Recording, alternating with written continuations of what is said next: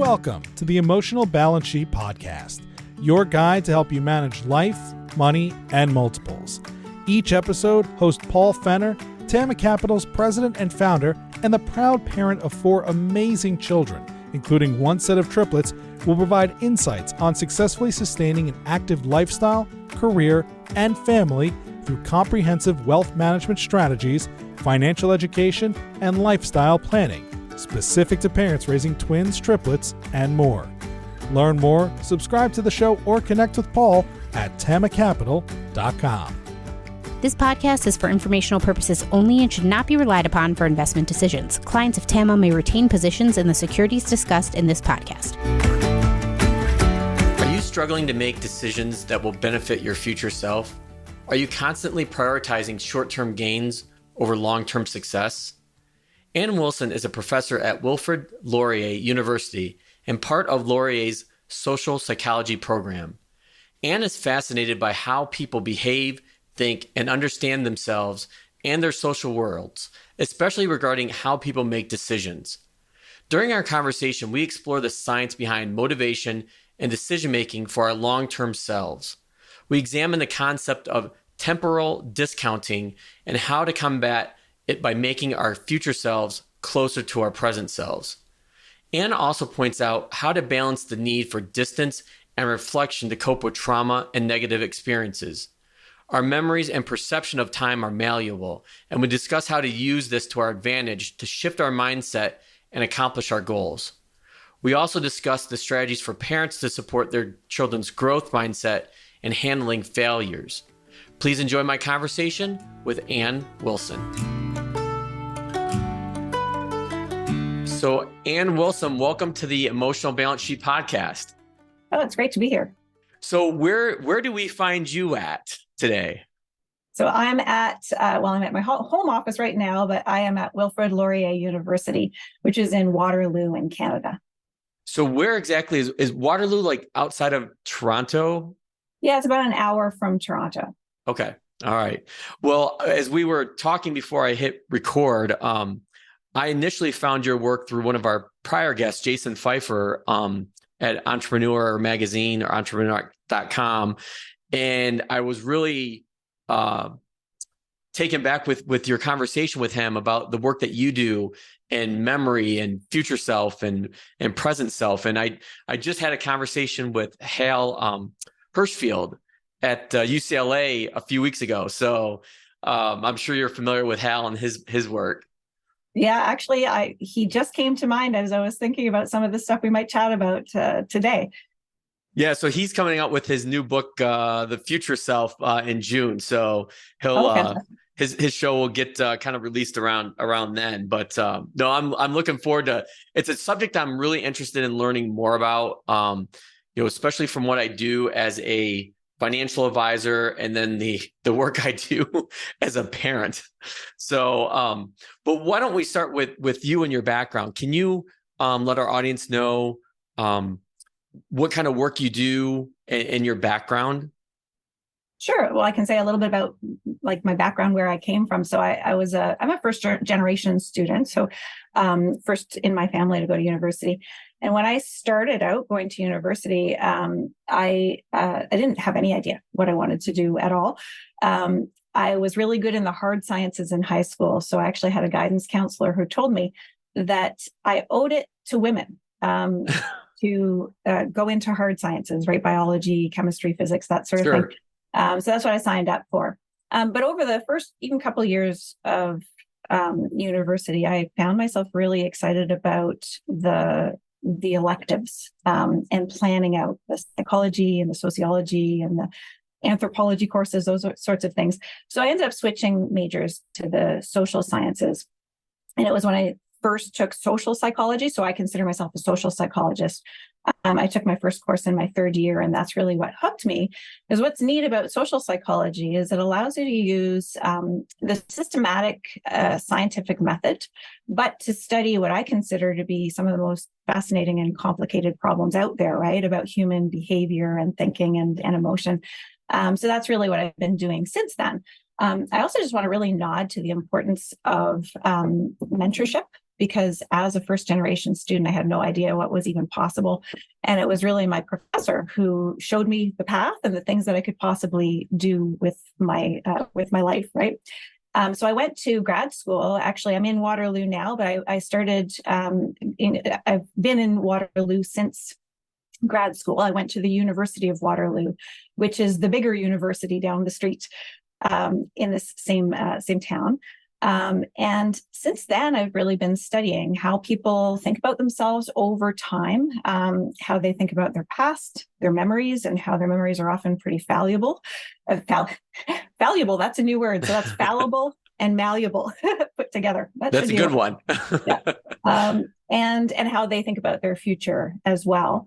When I was thinking about my lab now, so my lab is called Impetus Lab. And this is an acronym. A lot of us, we're all nerds, so we try to come up with, acronyms that represent what we do. So I sat down with a bunch of my students and we played around with different kinds of acronyms.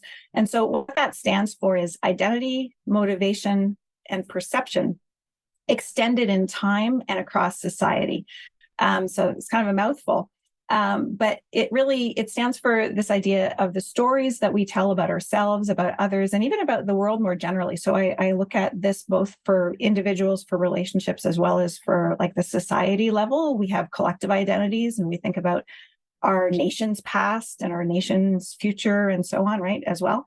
And so how we do that and the way that helps us to make meaning, how to find motivation, to chart a path forward. And just also to feel better about ourselves a lot of the time. So you've already answered one of my questions, which was to explain what the Impetus Lab is and what you do there.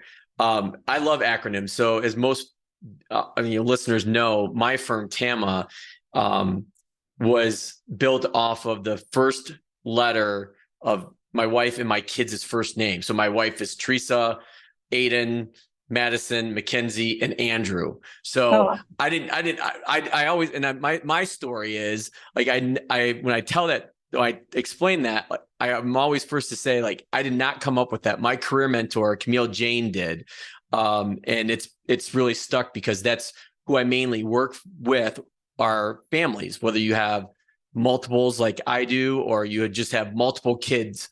It's really centered around family.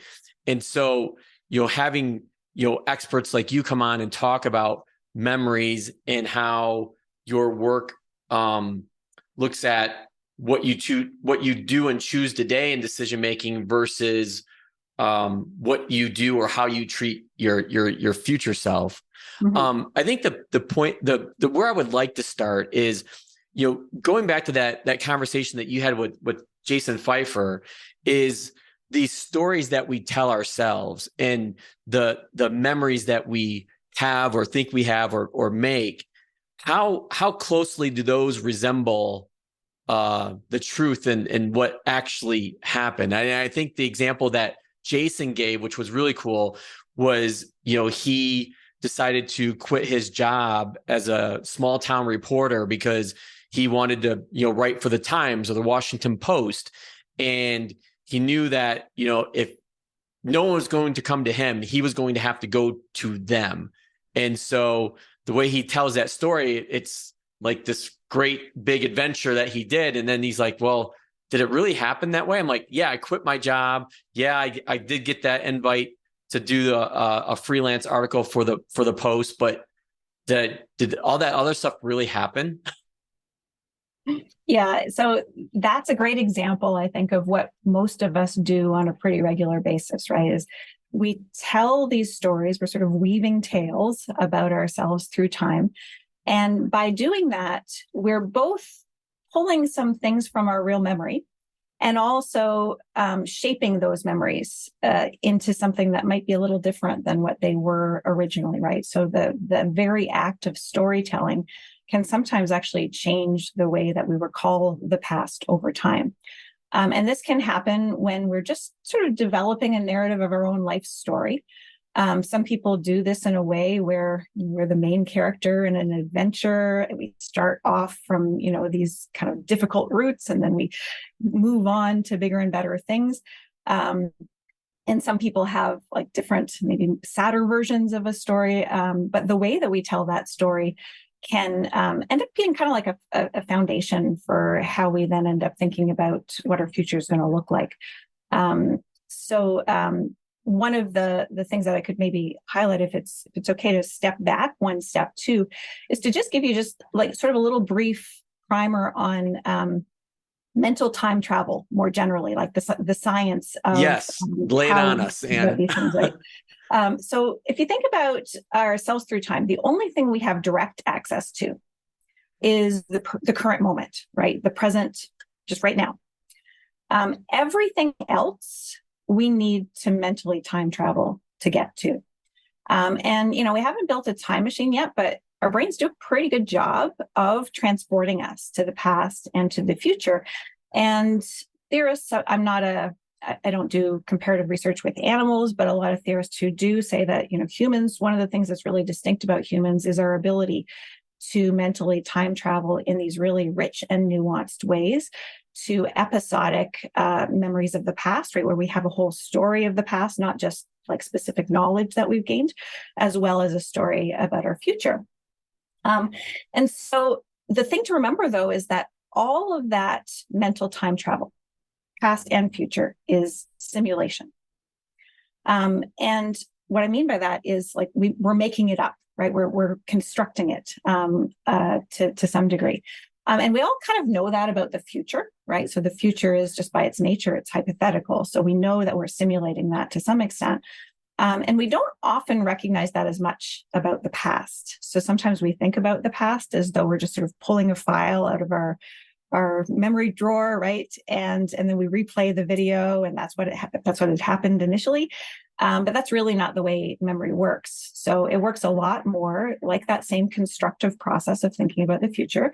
You can think of it like an archaeologist piecing together a story of the past from little bits of artifact, right? So we're doing that with our own past all of the time. And so there's a lot of flexibility in there. And what's cool about that, you can call that fallibility, but you can also call that poetic license. And some theorists have suggested that some of that malleability, how elastic our memory is, that it might not be a bug. It might not be like a bad thing about our memory, but rather it's a feature. Because it turns out that the same parts of our brain that tend to reconstruct the past are also deeply involved in how we construct the future, right? And so it could be that the very fact that we tend to be very creative and flexible in how we remember the past also allows us to have the creativity and the flexibility in how we map on our future, right? So basically the same parts of our brain lights up. When we think about our past and when we think about our future, people who have amnesia have trouble thinking about future planning, right? So there seems to be a really deep connection between these two processes. And so that's, in a nutshell, what mental time travel is all based on, right? And then what I've studied in my lab starts from that basic insight that the past is really, really malleable. But then we've tried to look at like, what are the factors that end up causing us to sometimes remember the past as quite different than it really is.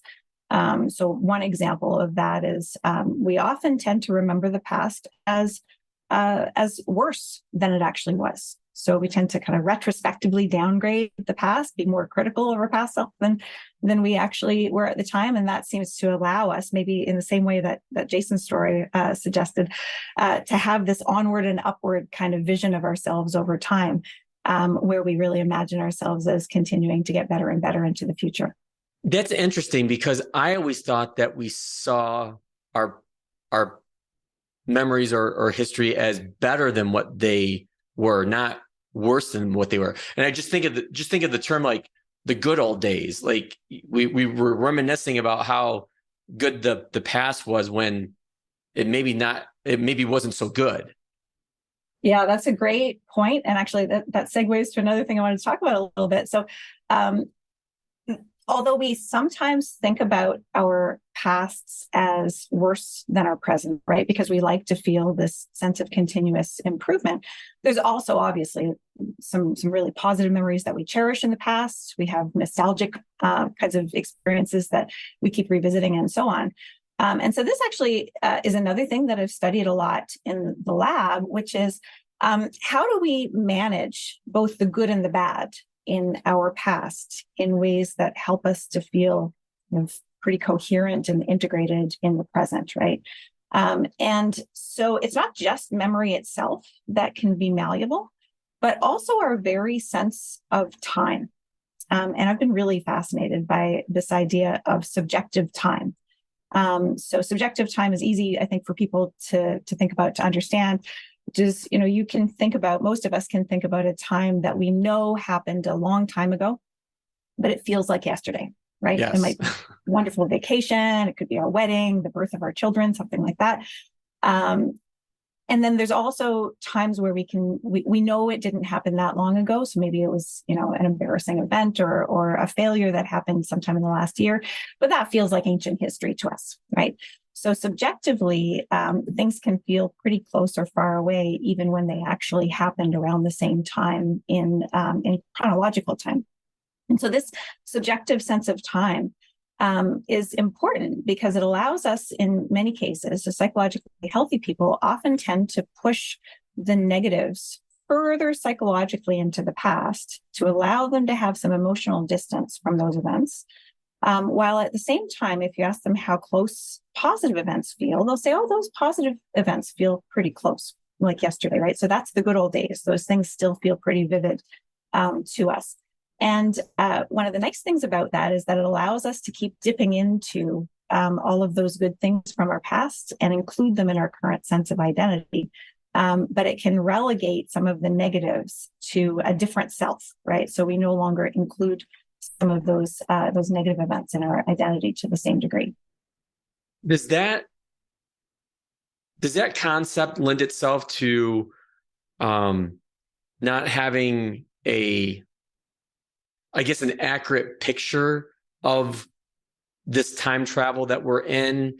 And I guess more specifically, can that harm or hurt us either emotionally or mentally? To sort of move our sense of time around, is that what you mean? Yeah. That's a really good question, and one I only have a partial answer for. It's actually something we're continuing to grapple with in my lab. So on one hand, you could imagine that distancing negatives, right, like pushing things away, could be a bit of an avoidant tendency. Like maybe I don't want to face up to them. I don't want to acknowledge my mistakes and that sort of thing.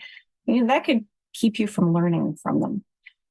But on the other hand, when negatives are too close and too painful, that's often when emotionally we have the most desire to kind of protect ourselves, right? So it may actually be that there's a sweet spot somewhere in there, right? We don't want to just run away from negative events. We want to keep them close enough to be able to reflect on them and to learn and grow from them. But doing it in a way that allows us to get enough emotional distance that we aren't feeling like we just have to, crawl into a corner and hide.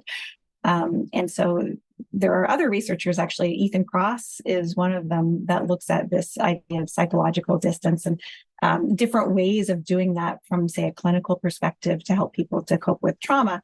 And imagining yourself almost like a fly on the wall, looking down at some memory or something like that, just to keep you from getting too immersed in the emotions of it, can be useful.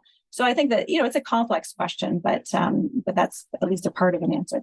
Yeah, when you were saying that, the first thing that I thought was, okay, well, this is where the cognitive therapists come into play and helping someone specifically sort through that. And especially like trauma is a big one.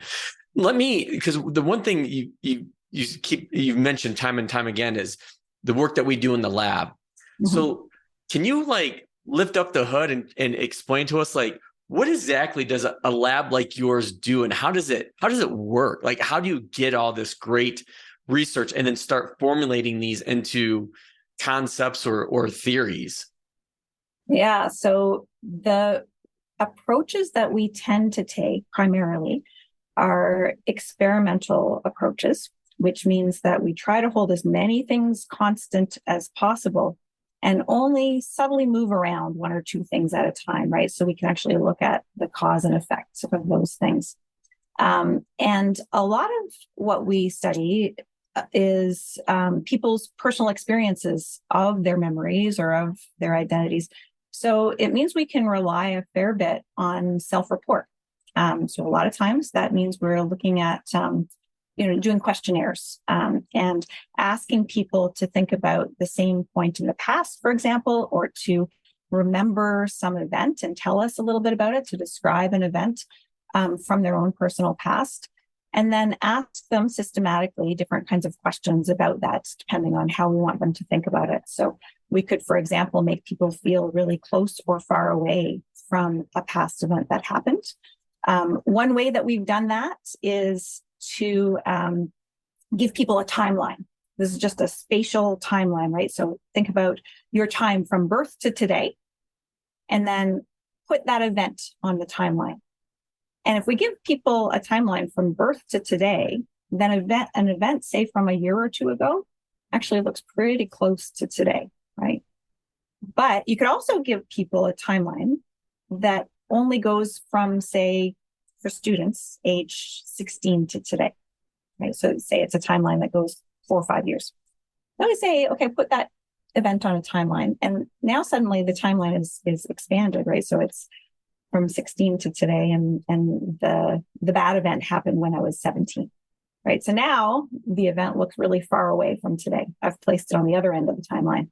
And so that's just like a tricky experimental manipulation approach to get people to temporarily feel like an event is either really close or really far away from today. And we find when people do that, they feel like that same memory is either pretty distant or pretty recent, and it has different emotional implications for the present. You can do other things too. So another example is to get people to recount the same story from an immersed first-person perspective, like, I am going through this again. This is how I'm feeling. Like, put yourself in the moment, talk about it in present tense, or to get people to recount that event from a third person, more distanced perspective. So I see Anne in the picture and she's going through these events, right? And that can also cause people to feel more close and immersed with that memory, or to feel more distant. In a similar way that when we create these stories for ourselves, if I kind of try to tie this back to what I do as a financial advisor and helping people make financial decisions that are clearly tied to emotional decisions, does your work center on, or have you had any work that's focused on how people make decisions and the stories that they tell themselves to, either justify a decision or lead them down some path to help them make a decision that was both financial and emotional and together? Oh, that's a good question. So I don't know if I can answer I don't know if I've got a study that gets at exactly that, but I'll tell you a little bit about how we've approached this question of making decisions for and pursuing goals for the future, right? And so I think about the past and the future as flip sides of the same coin in a lot of ways. And so a lot of the same things I've talked about, subjective time, the malleability of our visions, are similar for the past and for the future. So people are often motivated to make decisions now that are going to benefit their longer term selves, right? They are often motivated to pursue longer term goals, for example, maybe making financial decisions that mean taking a bit of a hit now, right? So maybe some sacrifice today because they know it's going to be good for their long term future. Could also mean, I want to skip a party I'd like to go to this weekend because I know I have a big project to finish, or I'm going to forgo Netflix because I want to get to the gym and get some exercise, right? So all of these are really, it's like this core human problem.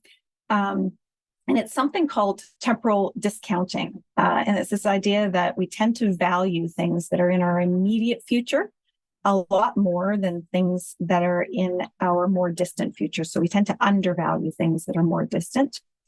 And part of the reason for that is that those distant rewards, they're going to ourselves, but they're going to a self that doesn't quite feel like us, right? And this might make you think of some of the conversations you had with Hal Hirschfeld, actually. But so the idea is that if we're making a sacrifice today, it might feel like we're making that sacrifice almost like it's for a different person, for a stranger in the future. But because our sense of time is so malleable, that's something that we can also work with. And so one way that we can do that is to make those future selves feel closer and more continuous with the present self. One approach we've taken to doing that is by asking people to write a letter to their future self. And in one study, we actually got them to then put themselves in the shoes of their future self and write a letter back to their present self. So we did that with high school students, and that both made them feel more connected to this future self of a few years down the road. And it also made them more motivated to stay focused on their academics now, because that was going to connect to their future goals, right? Hal Hirschfeld has looked at one of my favorite studies that he and his colleagues have done. Look at, they take a picture of yourself today and then they age it, right? Yes. So virtually age it. And people are more likely to save money, I think, for retirement in that study, if they are face to face with, if they get to meet their older future self, right? So I think that that's another way that this flexibility in time travel can really work in our favor if we want to be making decisions that are good for us in the long run, even though there are sometimes roadblocks in the short run. Yeah, that's a topic. It's funny you just said that, because I was just thinking that's, I think, one of the hardest things about having long-term goals is this issue of the messy middle, if you will. Ayelet Fishbach, who I had on the show, I think towards the end of last year, she wrote a book called Get It Done. And that was one of the areas that she really focused on was, especially with long-term goals, you see the benefit of saving for that future self, but it's when you're in the thick of it and in literally like in the middle, it's sometimes easier to forget that future self and do what you want to do today. Yeah. And so for long-term goals, that's where that and I'm forgetting exactly how she coined her phrase with that, but that medium term is what really can derail people. Yeah, I've actually chatted with Ayelet Fishbach about exactly this stuff. I think we're very much on the same page about some of it. And I'll tell you, so although one of the approaches that I've taken in my lab is to try to get people to feel closer to their future selves, that's not the only way to go about staying focused on these sorts of goals. So I think one of the insights that Fishbach has really contributed, which I think is it's really that's important. So awesome that you know Ayelet's work as well. Obviously, I knew you probably would know Hal's work, but yeah, this is the interconnectedness is always great when I land these connections on the show. There's really neat intersections, right? I guess the social psychologists of the world are all a bit of an inbred group in some ways. I could have a social psychologist on the show every week, because to me it's just fascinating, because like I kind of said before, I think is that coming from what I do as an advisor, but also as a parent as well, there's so many. I think when somebody thinks of a financial advisor, they think strictly of somebody that deals with numbers, picking stocks. That's it. But as I stress to people, what I do as a financial planner, it's more emotional than it is financial. Yeah. And I think that's understanding right? The way that our emotions and the way that our cognitive biases can create pitfalls for ourselves, right? Yes. Is just so useful. I teach a course on applied social psychology, and one of the topics I cover is motivation. And I have the little subtitle for the lecture, something like getting out of your own way, right? Mm-hmm. So basically just figuring out the things that you do that essentially shoot yourself in the foot. Yes. And so I think one of the things, just to build on those insights about that medium term, one thing that's pretty neat there is that sometimes it's actually, rather than fighting our tendency to focus on the present and not on the future, sometimes it makes sense to just lean into that tendency, right? But to recast our mindset in a way that really focuses on why the things that are going to be good for us in the long term are also going to be good for us in the short term, right? So why it is that that can actually be beneficial to do these things today as well. This is one of the things that I think probably was the biggest insight for myself in shifting my own relationship with exercise. So for me, exercise used to always be like, this is something I ought to do for the long term, right? For my future self. And short-term barriers always kept getting in the way. Biggest one for me is I'm too busy, right? It's not that I didn't like doing it, but there's always something else that is more pressing. Especially as a parent. Yeah, especially as a parent, right? And working full time and all kinds of things going on, right? And so the shift for me was to stop thinking about exercise as something I was doing for my long-term self, but to start thinking about it as something I was doing for myself today and in the near future. Because it turns out there are all kinds of short-term benefits to exercise. Right. So you tend to have better mood. It's great for stress relief. It tends to improve your concentration. It can be fun. It's something you can do with your kids. It can, various things like that. It helps you to sleep better. It helps you to concentrate more.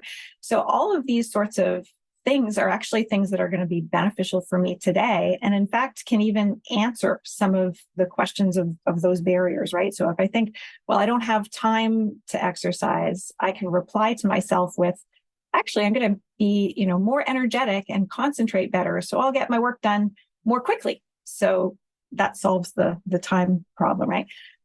So thinking about those ways that the psychological barriers that we set up for ourselves can also get circumvented is really useful. It can actually have some nice, actual actionable sorts of strategies. Having you go through that example actually made me think of another social researcher, Katie Milkman, who I'm sure you're probably familiar with. And I think about back to her book that she wrote about, she gave this example, of exercising, like the person she was studying, he could only, he loved to watch Netflix, but he could only watch Netflix when he was like on his like bicycle or something. And he had his iPad hooked up to where it wouldn't turn on until he started pedaling. And I just think of that. Those things are great examples. And I don't know how I necessarily feel about the term life hacks, but I guess whatever connection you can make to better yourself, call it whatever you will. Obviously, it's the way to go.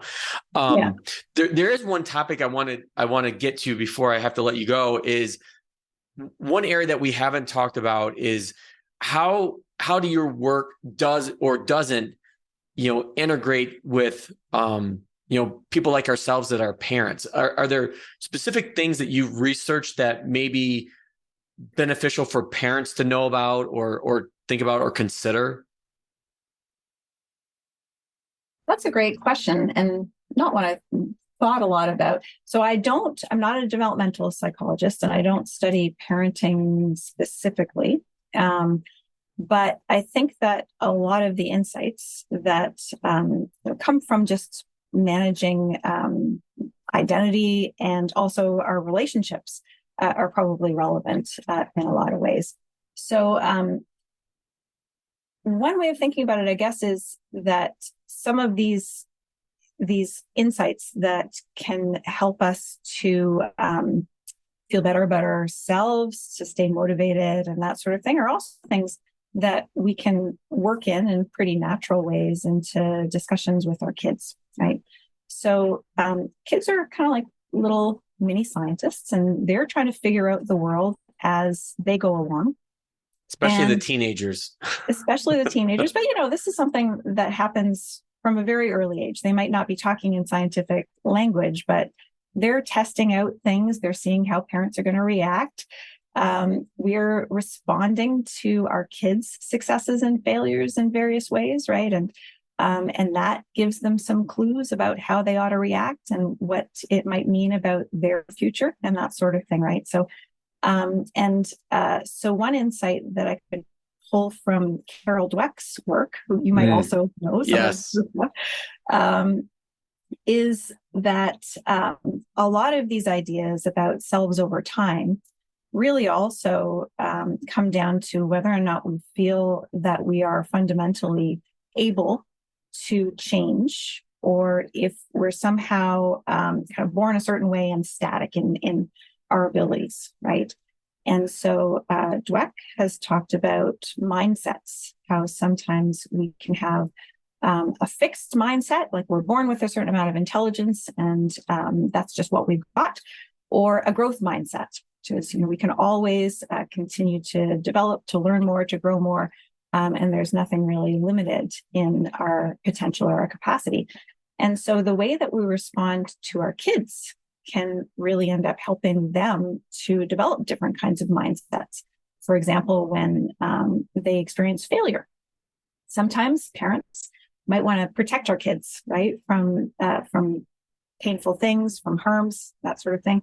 And of course, we should protect them from serious harms, but we shouldn't protect them from failures, because those are really important, right, to learn how to navigate failures and the bumps along the way, and to understand that, actually, this is really important information for me, right? Because now I actually have more input into, this didn't work, right? This failure means that this strategy didn't work, or maybe I have to put in more effort, or I have to try things differently, or I have to get some help to learn something in a different way. But this is an opportunity for me to learn something new and to try a new strategy. So reframing things in ways that allow kids to, put those failures, keep them in the past, right? Those failures don't predict failure in the future, right? But rather they help us to learn different ways to go about things next time.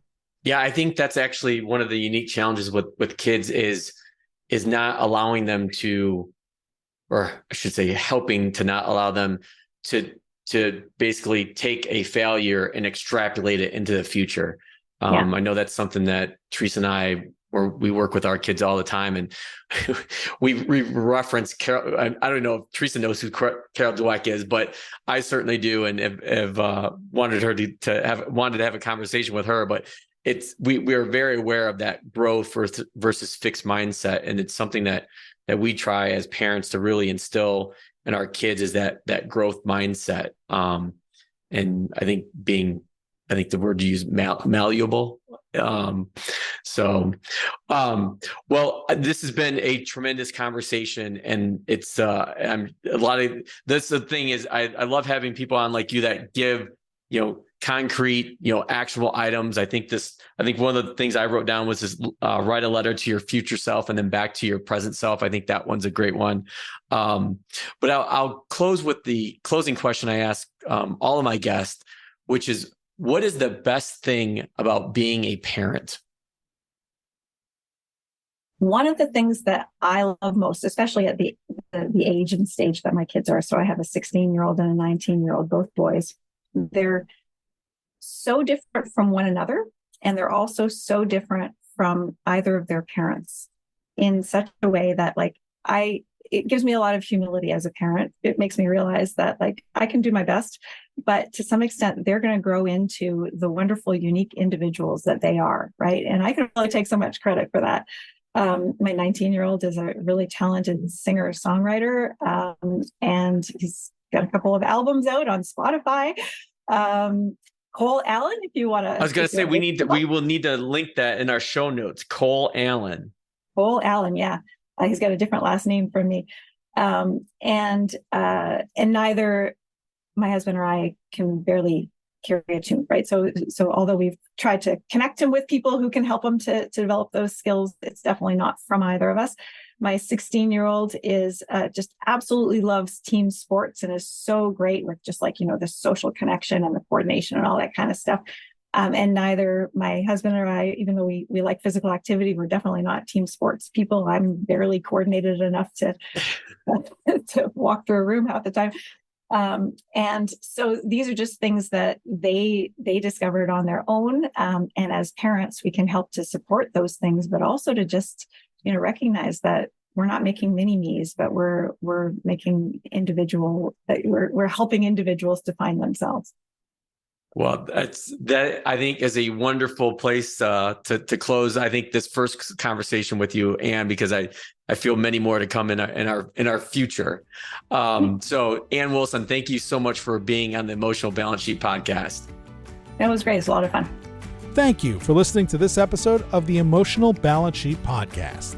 Please visit tamacapital.com to subscribe to this podcast or to connect with certified financial planner and registered investment advisor Paul Fenner of Tama Capital. And please join us again next time on the Emotional Balance Sheet podcast.